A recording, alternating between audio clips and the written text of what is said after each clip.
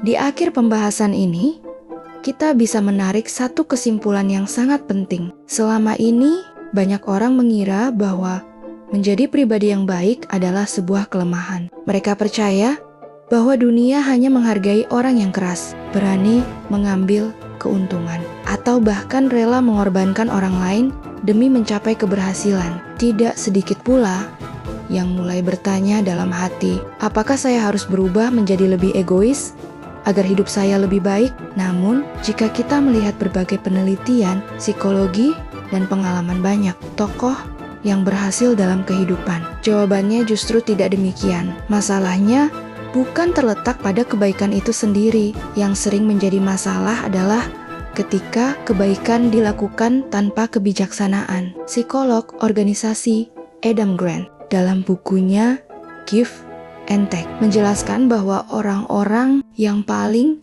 berhasil dalam jangka panjang bukanlah mereka yang selalu mengambil keuntungan dari orang lain, tetapi mereka yang mampu memberi dengan cara yang cerdas. Mereka tetap peduli, tetap mau membantu, tetap membangun hubungan yang baik, tetapi mereka juga memahami kapan harus berkata ya dan kapan harus berkata tidak. Mereka tidak membiarkan kebaikan berubah menjadi kelemahan yang dimanfaatkan orang lain. Temuan ini juga didukung oleh berbagai penelitian mengenai hubungan interpersonal dan perilaku prososial. Orang yang mampu menggabungkan empati dengan batasan yang sehat cenderung memiliki hubungan sosial yang lebih berkualitas, tingkat kesejahteraan psikologis yang lebih baik, serta memperoleh kepercayaan yang lebih tinggi dari lingkungan sekitarnya. Dengan kata lain, keberhasilan jangka panjang bukan hanya ditentukan oleh kecerdasan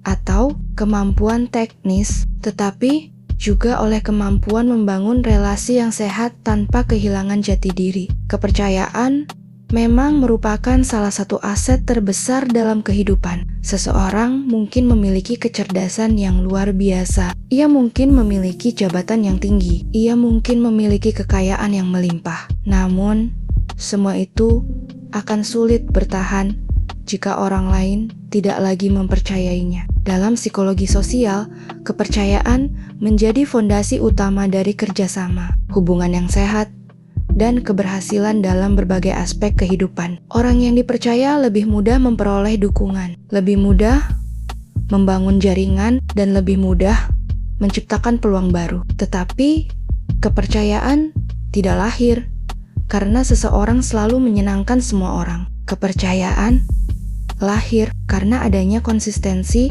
antara nilai yang diyakini dan tindakan yang dilakukan. Artinya, menjadi orang baik bukan berarti selalu mengatakan ya kepada setiap permintaan. Menjadi orang baik berarti mampu bertindak sesuai nilai yang benar. Bahkan, ketika keputusan itu membuat sebagian orang merasa kecewa. Disinilah banyak orang sering keliru memahami arti sebuah kebaikan. Sebagian menganggap bahwa menjaga diri sendiri adalah bentuk egoisme. Padahal, kenyataannya tidak demikian. Bayangkan, seseorang yang setiap hari menghabiskan seluruh waktunya memenuhi kebutuhan orang lain. Ia selalu membantu ketika diminta. Ia selalu mengalah agar tidak terjadi konflik. Ia selalu menunda kebutuhannya sendiri demi membuat semua orang merasa nyaman. Awalnya mungkin ia dipuji sebagai pribadi yang baik, namun perlahan-lahan ia mulai merasa lelah. Ia kehilangan waktu untuk dirinya sendiri.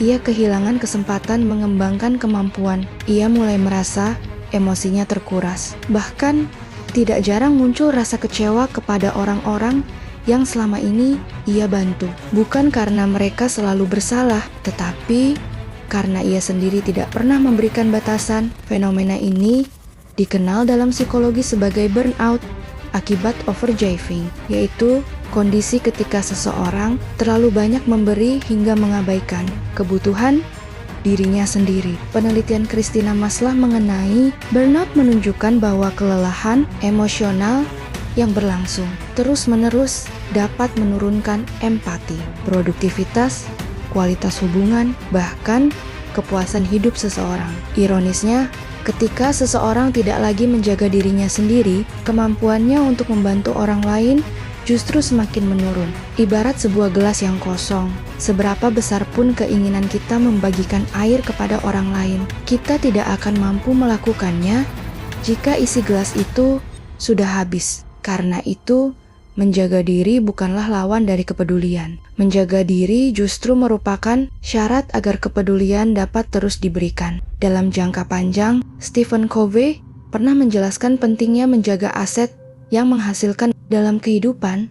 Aset itu bukan hanya uang atau pekerjaan, tetapi juga diri kita sendiri, kesehatan fisik, kesehatan mental, waktu, energi, karakter, dan nilai-nilai yang kita pegang adalah modal utama yang memungkinkan kita terus berkarya dan membantu orang lain. Jika seluruh aset itu habis karena kita terus mengorbankan diri tanpa batas, maka pada akhirnya kita kehilangan kemampuan untuk memberikan manfaat. Karena itulah sebenarnya tidak ada pertentangan antara menjadi baik dan menjadi kuat. Tidak ada pertentangan antara empati dan ketegasan. Tidak ada pertentangan antara membantu orang lain dan menghormati diri sendiri. Semuanya dapat berjalan berdampingan. Semakin dewasa seseorang, semakin ia memahami bahwa kehidupan bukan tentang memilih salah satu di antara keduanya. Bukan memilih menjadi baik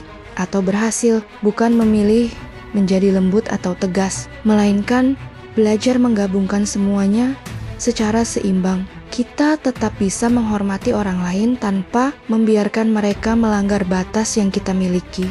Kita tetap bisa memaafkan tanpa harus kembali mempercayai orang yang berulang kali menyakiti kita. Kita tetap bisa membantu tanpa harus memikul seluruh tanggung jawab hidup orang lain. Dan kita tetap bisa memiliki hati yang penuh kasih tanpa kehilangan harga diri. Pada akhirnya, ukuran keberhasilan hidup bukan hanya tentang jabatan yang kita miliki, bukan hanya tentang penghasilan yang kita peroleh, bukan pula tentang seberapa banyak orang mengenal nama kita. Keberhasilan juga dapat diukur dari kemampuan menjalani hidup dengan damai, memiliki hubungan yang sehat, mempertahankan integritas, dan tetap menjadi pribadi yang sesuai dengan nilai yang kita yakini. Karena apa artinya mencapai banyak hal jika dalam prosesnya kita kehilangan diri sendiri? Sebaliknya, apa artinya dikenal sebagai orang baik jika setiap hari kita hidup dalam kelelahan, tekanan, dan rasa tidak dihargai? Hidup yang sehat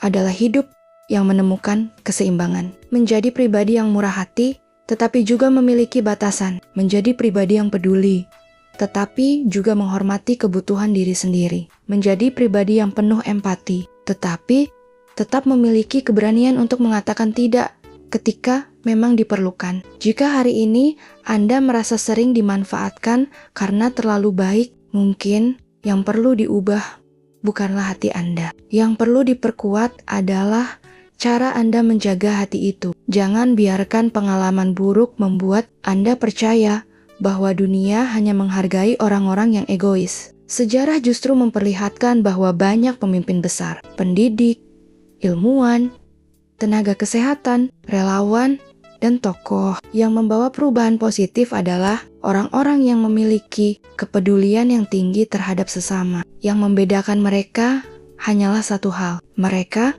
tidak hanya memiliki hati yang baik, mereka juga memiliki kebijaksanaan. Mereka tahu kapan memberi, mereka tahu kapan berhenti, mereka tahu kapan mendengarkan, dan mereka tahu kapan harus menjaga dirinya sendiri. Maka, tetaplah menjadi orang baik, tetaplah memiliki empati, tetaplah membantu ketika memang mampu, namun jangan kehilangan keberanian untuk menjaga batasan yang sehat, karena pada akhirnya, orang baik tidak harus menjadi korban. Orang baik juga bisa berhasil. Orang baik juga bisa dihormati. Orang baik juga bisa membangun karier yang hebat, hubungan yang sehat, dan kehidupan yang bermakna, asalkan ia tidak kehilangan dirinya sendiri. Semoga setelah menyaksikan video ini, kita semua tidak hanya menjadi pribadi yang lebih peduli kepada orang lain, tetapi juga lebih bijaksana dalam menjaga diri sendiri. Sebab kebaikan yang disertai kebijaksanaan